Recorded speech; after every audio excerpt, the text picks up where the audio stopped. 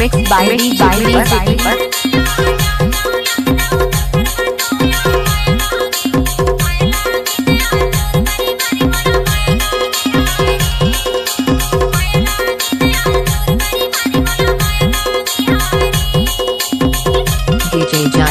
Exclusive. DJ Deepak Shyam Itaur Bandhan Tola वाले सुन के बड़ निक लागी तोर कंडीशन बने काऊ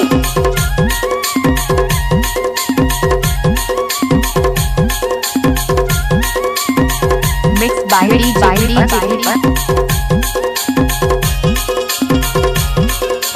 DJ Jitendra exclusive. हाय दैया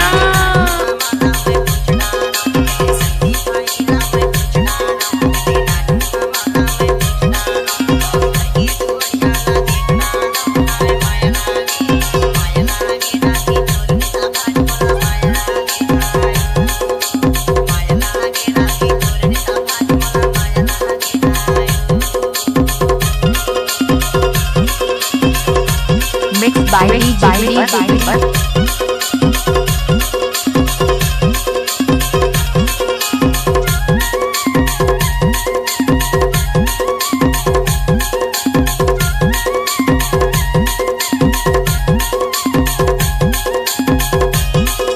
डीजे दीपक श्याम इटौर बंधन टोला वाले Exclusive.